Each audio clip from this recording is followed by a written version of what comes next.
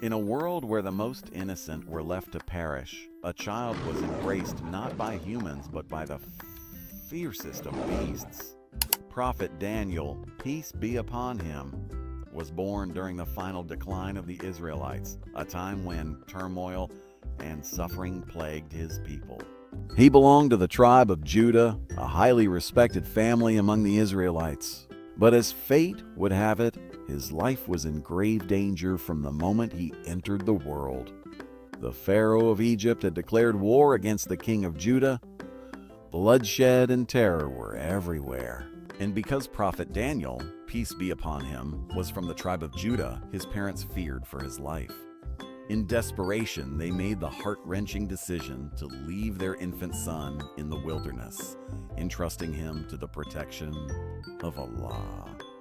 Deciduous tree in the darkness of the jungle, where death lurked behind every shadow, a miracle unfolded. Allah, in his infinite mercy, assigned a lion and a lioness to protect the helpless infant. The lion stood guard, his golden mane bristling with vigilance, while the lioness nursed Prophet Daniel, peace be upon him, with tenderness reserved only for her own cubs. They loved him fiercely, nurturing him under Allah's protection. Despite the harsh wilderness, Prophet Daniel, peace be upon him, grew up healthy and strong. His only family was the lion and lioness, who shielded him from harm and gave him the warmth of affection. They became his protectors, his guardians, his only companions. Years passed, and the world's cruelty returned to tear Prophet Daniel, peace be upon him, away from his wild guardians. By the time he had grown, the Israelites had fallen deep into luxury and sinful ways, forgetting Allah's guidance. And so, Allah's punishment descended upon them. A ruthless ruler from Babylon, Nebuchadnezzar, launched a brutal assault on Jerusalem. His army ravaged the city, slaughtered countless people, and captured the survivors.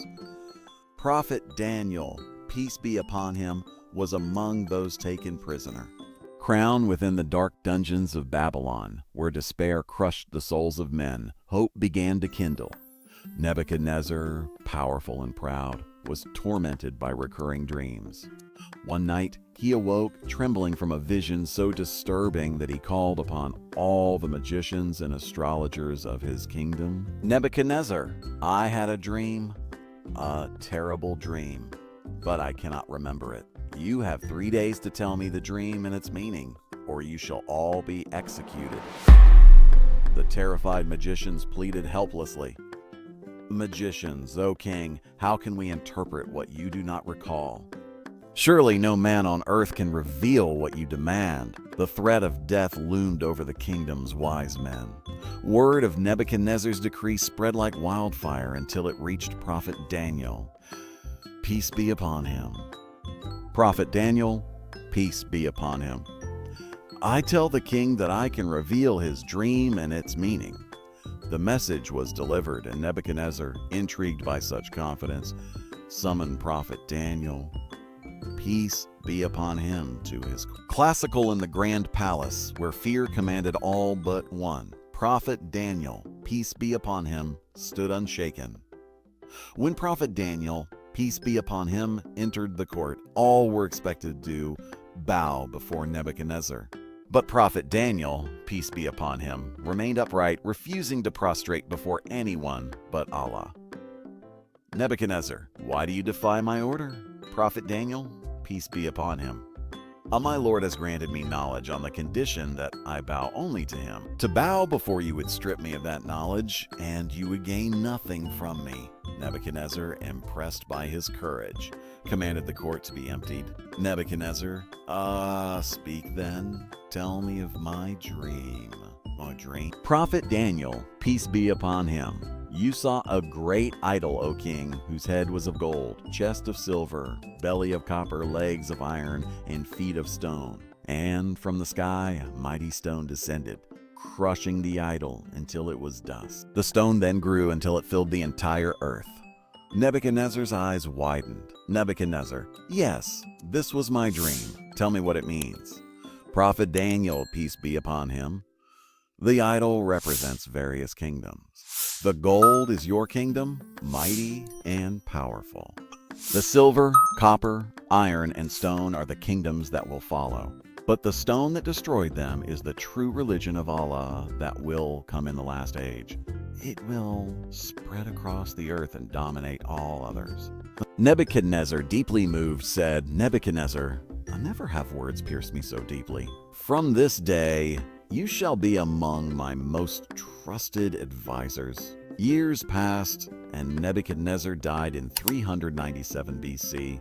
His son, ruler lacking wisdom and restraint, ascended the throne. Despite Prophet Daniel's wisdom and loyalty, jealousy festered among the king's ministers. They saw Prophet Daniel's as prominence as a threat. Minister whispering to the king, Your Majesty, this Daniel neither prostrates before you nor shows loyalty to Babylon. He claims that our kingdom will soon fall, and as God's rule will prevail. The king's face darkened with anger. He couldn't tolerate anyone defying his authority. Fueled by the minister's schemes, he made a brutal decision. Throw Daniel to the hungry lion. Let's see if his God will protect him.